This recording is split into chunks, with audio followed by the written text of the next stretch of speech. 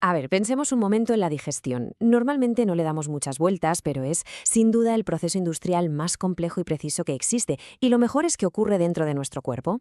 Ahora, ¿qué pasa cuando esa cadena de montaje, esa maquinaria increíble que extrae la vida de lo que comemos, empieza a fallar? Pues justo ahí, en ese punto de fallo, es donde nos adentramos en el mundo de los síndromes de malabsorción.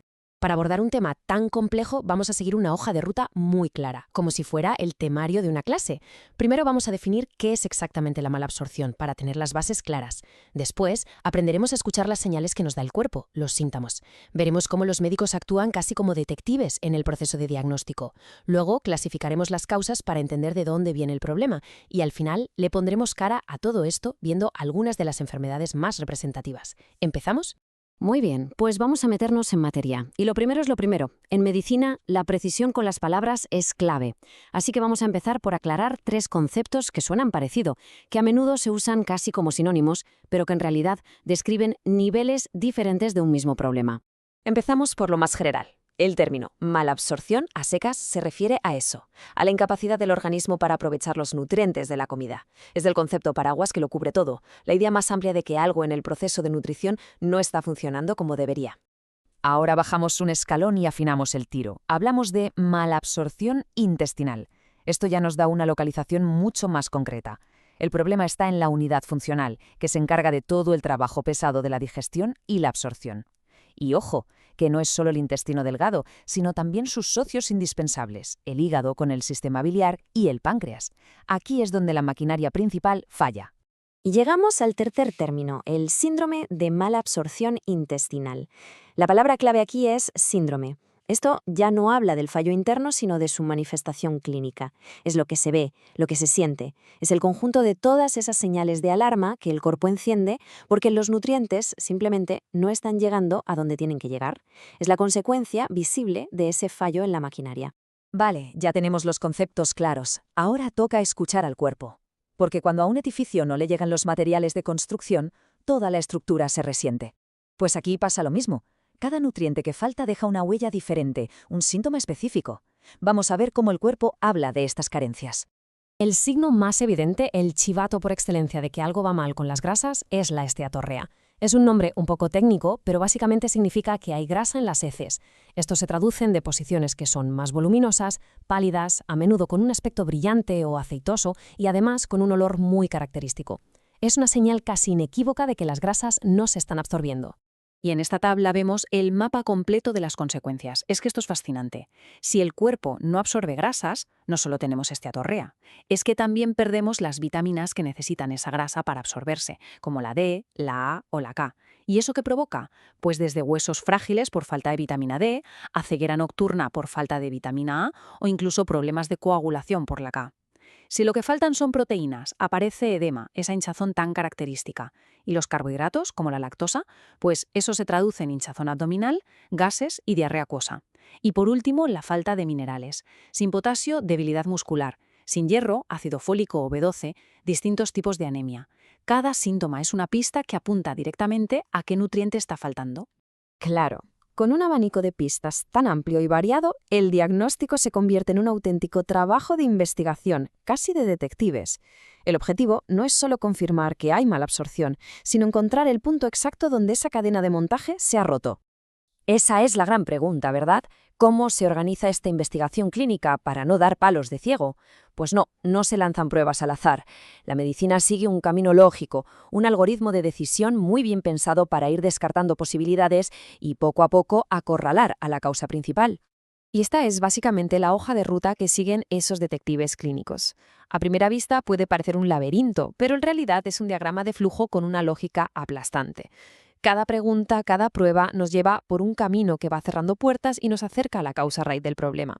No hace falta memorizarlo, lo importante es entender que existe un mapa y que tiene un porqué.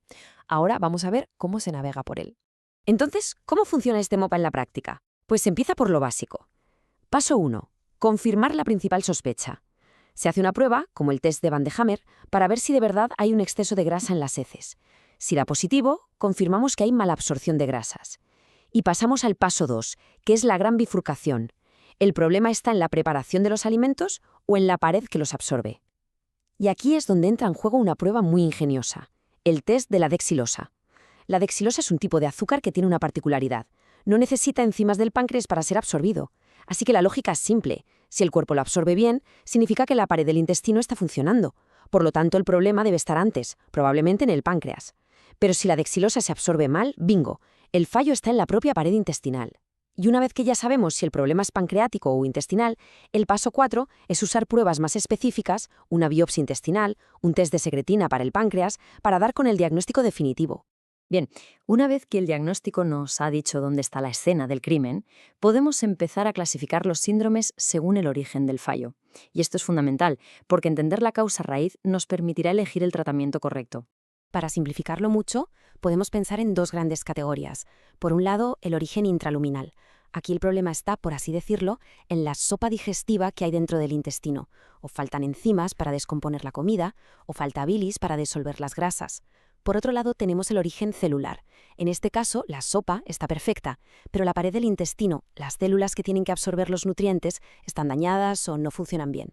Si nos centramos en las causas intraluminales, en los problemas de la sopa, hay 3 sospechosos habituales. Primero, el origen pancreático. El páncreas no produce suficientes enzimas para trocear la comida. Segundo, el origen biliar. No hay suficientes ácidos biliares que actúan como el detergente que disuelve las grasas. Y luego hay un caso muy curioso, el sobrecrecimiento bacteriano, o SIBO. Aquí, un exceso de bacterias donde no debería haberlas, se comen los nutrientes antes que nosotros e interfiere con los ácidos biliares. Ahora, si nos vamos a las causas celulares, el fallo está en la propia pared del intestino, como decíamos. Puede ser un fallo en la superficie de las células, como en la intolerancia a la lactosa, donde falta una enzima concreta, la lactasa, justo ahí. O puede ser un problema más profundo, un daño en la propia estructura de las células intestinales, los enterocitos. Y esto es precisamente lo que ocurre en enfermedades tan conocidas como la celiaquía o la enfermedad de Crohn. Y para que todo esto no se quede solo en teoría, vamos a terminar de conectar los puntos poniéndole nombre y apellidos a estos fallos. Veremos algunas de las enfermedades más representativas que los provocan. Si queremos un ejemplo de libro para ilustrar un fallo de origen celular, no hay uno mejor que la enfermedad celíaca. Es el caso de estudio perfecto para entender cómo la pared del intestino puede convertirse en el epicentro de todo el problema. La enfermedad celíaca se define por una tríada, por 3 pilares que son inconfundibles. Primero, hay una mala absorción de casi todo, no solo de un nutriente. Segundo, provoca una lesión muy característica en la mucosa de una parte concreta del intestino delgado, el yeyuno. Y tercero, y esto es clave, hay una intolerancia clarísima al gluten, con una mejoría espectacular y rapidísima en cuanto se quita de la dieta. Es la definición perfecta de un fallo celular provocado por una reacción a un alimento. Pero la celiaquía, por supuesto, no es la única. En la enfermedad de Crohn, lo que tenemos es una inflamación crónica que ataca y daña la superficie de absorción, sobre todo en la parte final del intestino delgado.